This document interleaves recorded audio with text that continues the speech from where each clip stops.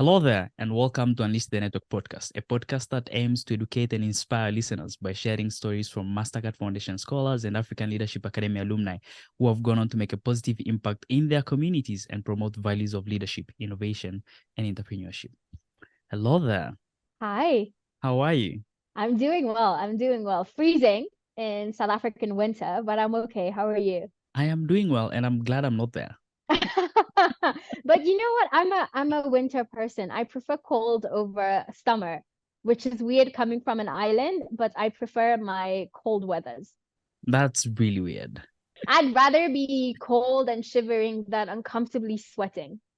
Oh, wow. I'm the opposite. And given that there's load shedding in South Africa right now, it's insane. I see. The thing is, it used to bother me. Now I've just come to be like, you know what? It is what it is. I'm just gonna live my life around it, which works because right now, this week at least, this past week, the load shedding schedule starts from 10 p.m. to midnight. And I know at 10 p.m. there's no power, and the place where I live, there's no network either. So I can't be on data because it doesn't work. So I know at exactly 10 o'clock, I am out. I'm going to bed so I can wake up on time. So because of that, I am thankful for it because otherwise I have a tendency to stay up and work. But now because there's no power, I'm just like 10 o'clock, I'm done. Oh, yeah, that's good. Thinking of it that way. See, it has some benefits.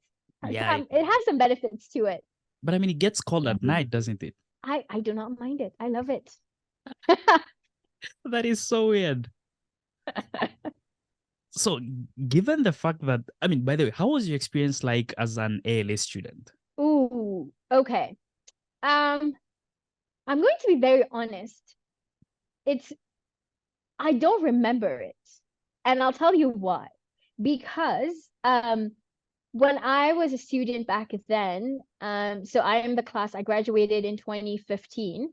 There was this narrative of you, or sort of this like unspoken expectation that you have to be the best at what you do. I mean, it's one of our values, like being like following and being excellent. And because of that, I put this internal pressure on myself that I had to do everything regardless of how tired I was, regardless of what was already on my plate.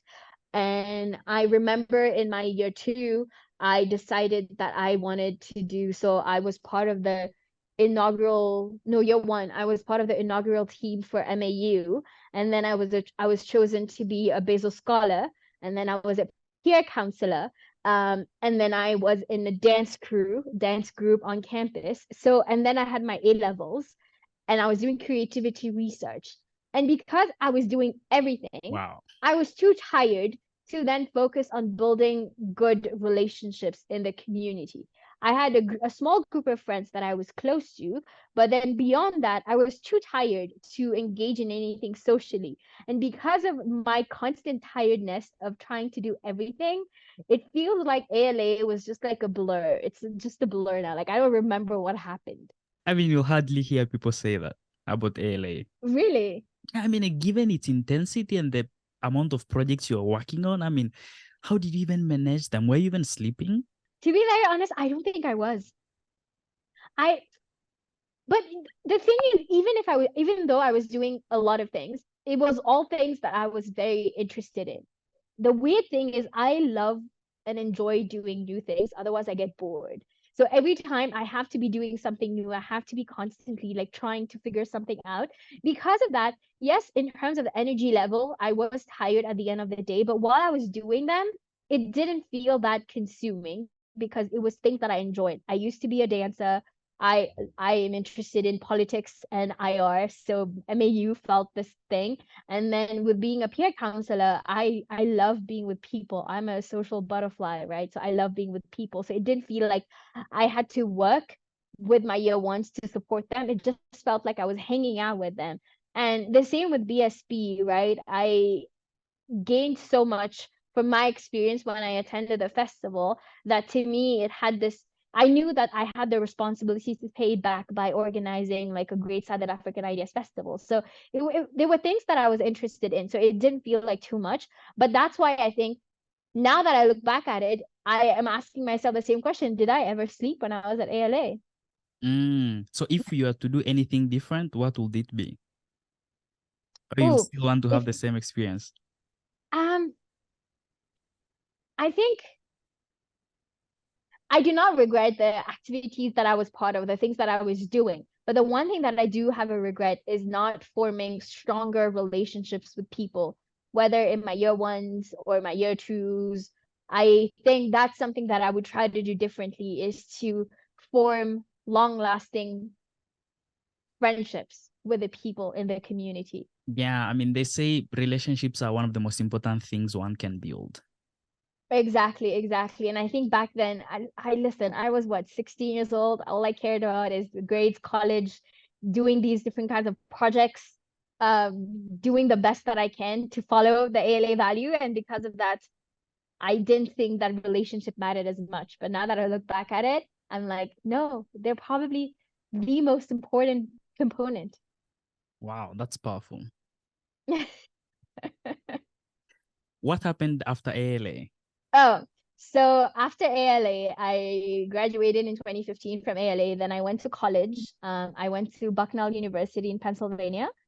So I was there for, in a way, 3 years.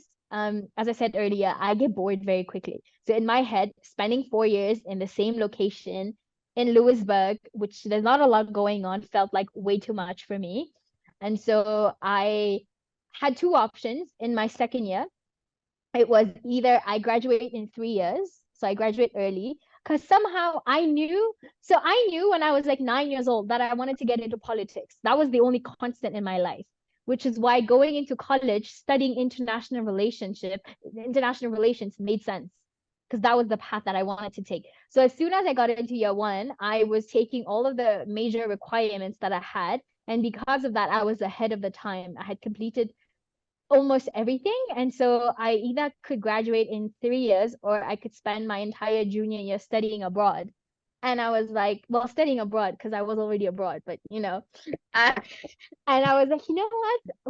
When else are they gonna pay me as a student to travel? So let me study abroad in my junior year, which is my third year of college. So then I did 2 years in Bucknell, and then in my third year, the fall semester, so from August to August to December, I was in Geneva.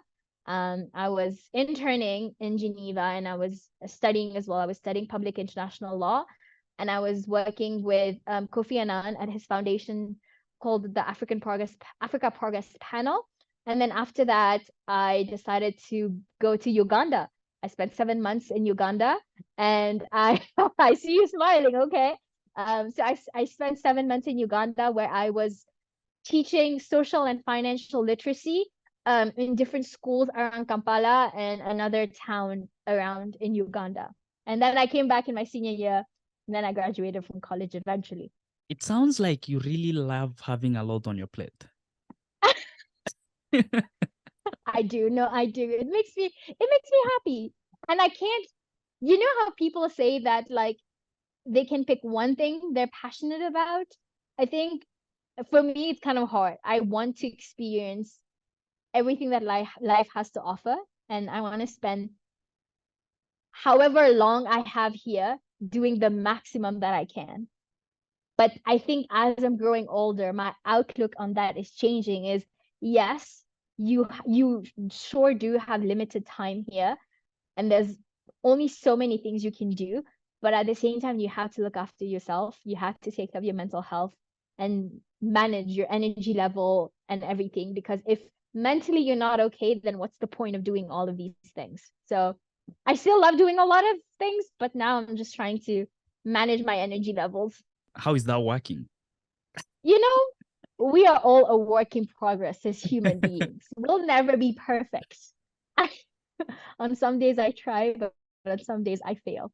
You are again back to a very intense environment, which is ALA, and now as a Yeah, faculty. yeah. Was it And better being a student or is it better being a faculty? but I feel like the experiences are so different from both ends that I think it's hard to sort of try to compare them. Because I think when you're a student, you have different kinds of responsibilities that you have to take care of, you are ascribing yourself to the ALA community with certain rules, certain expectations. But when you're a faculty member, it's like you're an adult, you're working, but you're still sort of attached to this community, and you have certain expectations and work that you have to deliver on. But I must say that I like being a faculty member in the community. ALA is an interesting community, right? Most of the alumni miss the community when they leave. At the same time, they wouldn't want to come back given its intensity. What made you No, want to come back? So the reason why I came back was not so much because I missed the community as much. I think the reason why I came back is after I was in politics in Mauritius, I realized that I have so much to learn, but I do want to work closer, and I want to be closer to younger people. And I didn't know where else to do that, given that the Mauritian environment, economy, and social life is very different, and it's very hard to actually get to do anything politically with young people in Mauritius. I just thought, where else would I be able to grow as a person, learn and work with young people? And then to me, ALA made the most sense. Because in as much as I was tired at times being at ALA, but it has given me a lot, and I wanted to come back as well to engage in that community, in that setting. So that was my decision of coming back to ALA, is to work with young people more. And it makes perfect sense. Yeah. What about politics that interests you? When I was 9 years old, being in politics for me was really nice, because that meant I could get cool cars, and people would provide me with my own clothes and do my makeup and my hair, and possibly have a chef. Because listen, as a 9-year-old, this is what looks cool to Well, I you. mean, it does sound like, the African leaders that we have. So I don't think Yes, you are wrong. that's what I saw growing up. So that's why my opinion of that formed when I was 9 years old. But I think for me, the reason why I am so interested in politics is it is an existing, dedicated sort of platform, if I can say that for lack of a better word, but it's already an existing and dedicated platform that is supposed to be there for the people, to work for them, right? To make sure that the people in this community, in this country, are able to live their life honestly and with dignity, and having access to the necessary resources that they need, right? And I'm like, I've seen so much of that being wasted, that platform being wasted for unnecessary reason. 2 weeks ago, we caught a leader in Mauritius who was smuggling copper wires in his house to build statues, and he used to head up the networks division or something in Mauritius, right? Like, it is a dedicated platform, but we're not using it well. And that was one piece of it. But the second piece of it was, I grew up never seeing a female leader. I've always seen a male leader who always came from one family in Mauritius. And to me, it sort of gave the citizen this idea that you have to be from a certain family. You have to identify from a. So in Mauritius, the caste system is really commonly prevalent. And so there's only like a certain caste that could get to like the top, right? And so to me, it felt like there was only a certain type of person who could get there. And it didn't make sense to me to have a 50-year-old man trying to solve an issue as a 20-year-old woman I'm facing. It just doesn't make sense, right? Doesn't, Because as yeah. a 50-year-old, like as a 50-year-old man, what do you know about the realities of a 20-year-old woman walking down the streets of by the beach in Mauritius somewhere, right? And so to me, that lack of representation in a dedicated space was the missing piece for me, and that's what pushed me to try and be a part of it. It's like having a 70-year-old minister of youth. The irony, like, imagine.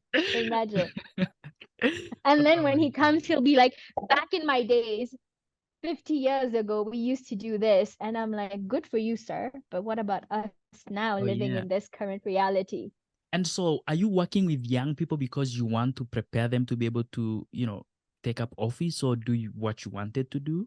Or is it also a part of you training towards, doing what you Um, do?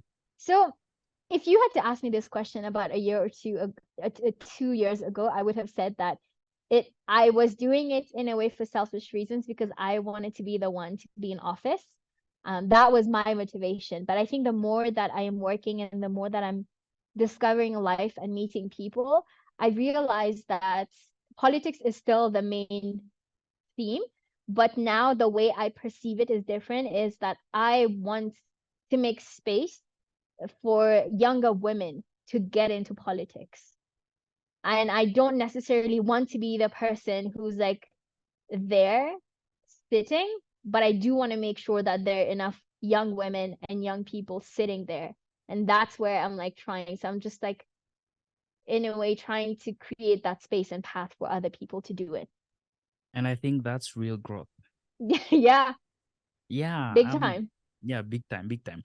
How about, have you ever thought of the idea of, being able to affect change without being in office? Is it something you have ever considered? No, 100%. I think the biggest question that I've been trying to answer in my 26 years of existence now is, if I want to make change in my community or in my country around me, do I start from the grassroots level, or is it something that I have to do from like a top-down approach? And what I've come to right now, as of today, is there is no wrong way to do it. It's just what makes more sense to you, right? Me starting at a grassroots level doesn't mean that that's the only path that I can take. I can switch every now and then. And I think um, with that realization, it's something that I have started working with. So I have my own organization called Minority Africa, where what we're trying to do is, we're an online digital company where we try to curate and create content about minorities on the African continent, but not from a problem perspective. I think we've heard enough about the problem, but at the same time, there's so many incredible community organizers, activists, individual organizations on the continent who are doing incredible things to support these minority communities, right? But we're not giving them enough visibility for the work that they're doing. So through Minority Africa, we're just sort of the middle person, where we're like in a funny way, we're like a marketing agency in a way, where like we're taking their stories and their work and we're putting it on platform in the hopes that they get more funding, they get more access, they get more visibility for the work that they're doing. And I think that goes back to the question is, I've come to realize that if I do want to make change, it doesn't have to be from like a being in a political office or having a specific title. I think it's, what can you do with what you currently have? What can you do with what you currently have? Okay, Yeah. so seems like we're running out of time, but one more Oh question. no. Are Go we for it. winning? Are you Mm, creating the impact that you want to see? I hope I am. I think the reason why my answer to your question is I hope that I am, because it's really hard to measure the impact. It's not, there isn't so much data to support the kind of impact that I want to have, right? I mean, if Mm. I'm looking in terms of politics, I'm just getting started, right? And I said, like, I want to create a space and platform for other young people to do that. And right now, if I'm looking at the numbers in politics in the office in Mauritius, it's not where I want it to be. From a quantitative perspective, I think I can say that we're not where we should be. And it's going very slow just because um, I think for me, as a young woman going up against like 50-year-olds, 40-year-olds, trying to convince them that young people deserve a space in the same office that you are at and the same table that you're at, it's so much harder than I thought it would be. And that's why I'm not seeing the progress or the impact that I want. But I think, so Mauritius is having the elections next year in 2024 in November. I'm hoping that we can see some numbers then, and maybe that would be the first indicator of where we're at and what we're trying to do and the kind of impact that we're having. Um, I think in terms of what I personally want to do, I hope I am having that kind of impact, because I'm looking at, one, working at ALA and working with my students. I'm seeing how they're able to think for themselves and identifying what is it that they truly care about and what is it they're passionate about. And I'm not saying that they have all the answers to their questions, but at least they're able to create and find those little dots to eventually get to a space where they can connect all of these dots, right? Maybe it's 5 years down the line or it's 10 years down the line, but I'm seeing how they're able to collect these dots. And as we're gearing up for graduation next week, I'm having conversation with some of them. They're like, I know what I want to study. I know what I want to do, right? And to me, that gives the confirmation that their 2 years they've been here somehow helped them in a way, one way or the other, whether in classroom or outside of classroom, to get some of these answers. I think my work with Minority Africa is still a work in progress. We started working in 2020. And I think right now we're in the phase where I myself am collecting the dots for my organization. So I don't even know if we're moving in the right direction. But one thing that I always tell my partners is that you just have to keep going. If it happens, if it works out, it will. If it doesn't, you will get the answer that you have to stop. I've just opened the website and it looks good in terms of design Thank and the you. content. I love it. I love it. And Thank if you. anyone is Thank listening to you. this, she'll definitely check out the website, minorityafrica.org. I mean, I love the Thank work you. that you're doing. We also have fellowships. We have fellowships for people who are interested. So Lots of opportunities for young people. yeah. Yeah, I'm proud of the work that you're doing. And I mean, looking forward to seeing, you inspiring more young people to get into politics because we need them there. Thank you. Thank you. I really appreciate it. Good luck. Thank you. Thank you.